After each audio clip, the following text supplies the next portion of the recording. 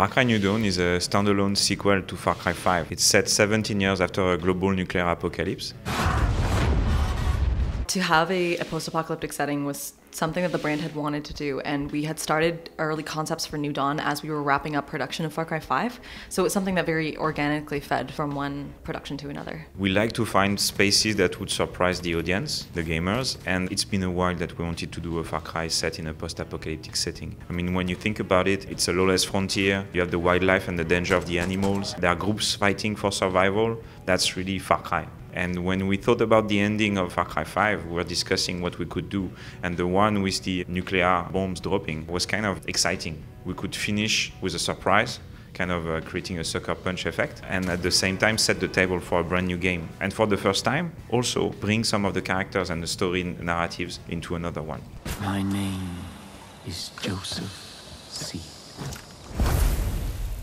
When I came on to do Far Cry 5, it was a standalone, and towards the end of the game, as we were getting ready to launch Far Cry 5, there was some early discussions about maybe there would be this game and maybe they'd bring the character back, and I was just super excited to have the challenge of playing the father again when they did approach me about doing New Dawn. You must destroy whatever hinders the truth.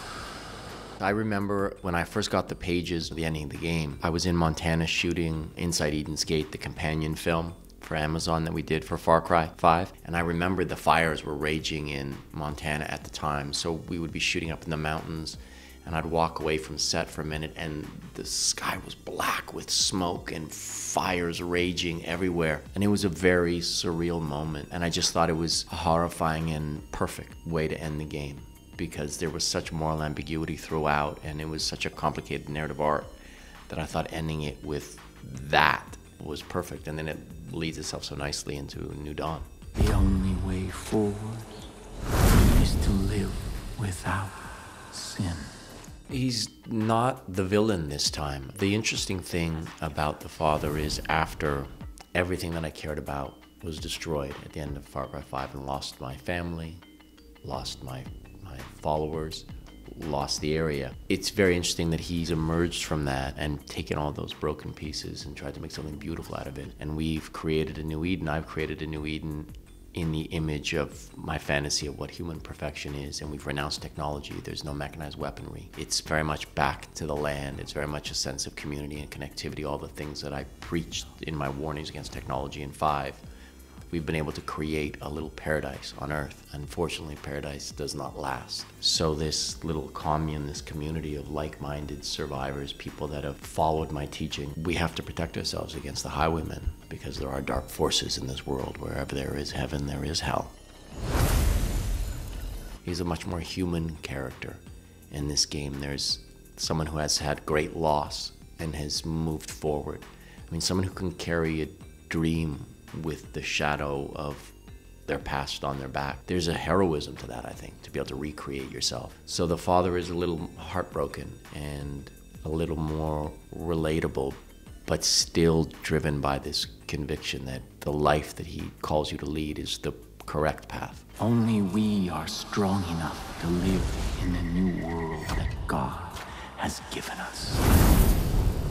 You're playing a captain of security for a man named Thomas Rush. So Rush runs a group of specialists and experts who are trying to rebuild pockets of civilization, sort of little pockets of settlements all along the west coast of America, sort of trying to get the world back on its feet. You are arriving in Hope County as his sort of leader of security, but the train that you're arriving on is decimated by the highwaymen who have come in and taken over the area. The Highwaymen is a group of scavengers that are claiming all the resources for themselves, and they're led by the infamous twins, Mickey and Lou. The world is post-apocalyptic, and the place where we started living in the beginning, we had a certain amount of resources, and those resources have ran low, and now we're traveling the rest of the world, or America, or wherever we are, and taking. The Highwaymen and the twins, they think that tomorrow might be gone, so we should live for the day and enjoy it. And if anyone is on their way, it's gonna go very bad. How's it feel knowing you're gonna die? They started out, it was initially sort of founded by their dad when things were really, really rough a couple years after the collapse initially hit. And as the world grew and as they grew with this new world, they sort of stopped agreeing with how their dad was running things. And they got this philosophy that there are only two kinds of people left in the world. There are people who solve problems, and there are people who make them. And they sort of saw their dad as someone who made problems. They ended up sort of taking the Highwaymen and making them into this loud peacock kind of party animal faction from then on that just moves from place to place, sucking up all the resources for all they're worth until the place is dry, and then going to the next place. And that's exactly what they plan to do to Hope County, unless someone stops them. There isn't the option of maybe taking something from somebody else or not. We need to take something, like in order to survive. It's a matter of survival. And so it makes sense that things are brutal. Even the weapons are not necessarily weapons that you buy at a store. They're weapons that you create. And it is out of that brutality and instinct that these people and characters are working off of in order to survive. Post-apocalyptic, the stakes are raised. There's no tomorrow I might do this. It's survival, and it's acquisition of things that we need. So I think that because the stakes are higher, we have to be brutal sometimes. We're gonna take everything from you, starting with your home. To me, it's super exciting to see these two dynamic women kick down the doors to the Bad Boys Club. There's a great history of extraordinary characters that are the villains in the franchise, and they take their place in that lineage. They're dangerous and exuberant and wild, and there's such a compelling mayhem to everything they do that I think the player is going to be very excited to come up against them. Don't be on the opposing side of them, because you will lose. And if we can't take it, we'll break it. Something we started in Far Cry Primal. We had bears and canines and felines that you could have alongside you, and then we developed it again in Far Cry 5 with Boomer, Peaches, and Cheeseburger. I need to correct myself, because when I talk about them, I said they're dead, and then I laugh, and people are sad that I say that, but they're dead.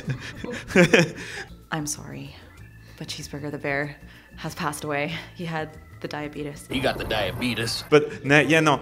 In this one, we brought a new dog, Timber, is an Akita, and we wanted to bring something new on the table, and that's how Horatio, the giant boar, came in. So we have this really force of nature that can destroy cars and a lot of people at once, but you can pet that creature, and it's quite cute and disgusting, and I love the contrast. To me, it's really a Far Cry. It's brutality and cuteness. To me, it's very much what we're trying to do with New Dawn. Pastor Jerome is a gun for hire in this game. His role as a community leader has really evolved. His view of seeing that role has really evolved. Grace Armstrong is a specialist that you can bring back to Prosperity to help sort of improve the community and the infrastructure. If I wasn't blind as fuck, I'd be fighting right beside you. She has conversations with the Guns for Hire that you bring back there and the other specialists, as well as everyone's cult favorite Herc. The unwritten kind of meta rule of Far Cry is that Herc is this thread that connects them all together. And there also are quite a few new faces. One of my favorites is a character called Nana. She's a really, really fun sort of Gun for Hire companion. She's of a very wonderful age where she doesn't really give a crap anymore about what she says or what she does, and it can make for very, very fun companionship. You wouldn't know it to look at her, but old Nana's the best sniper around. What's really challenging is to balance between doing a sequel for the people that liked Far Cry 5 and want to know more about what's going on and maybe have a conclusion with the father and some of the other characters, and at the same time creating a very unique experience set in a post-apocalyptic world. And the first desire that we had was, let's try to make it as beautiful and inviting as possible. Have a beautiful world in which you could want to live, but at the same time in which horrible stories would occur.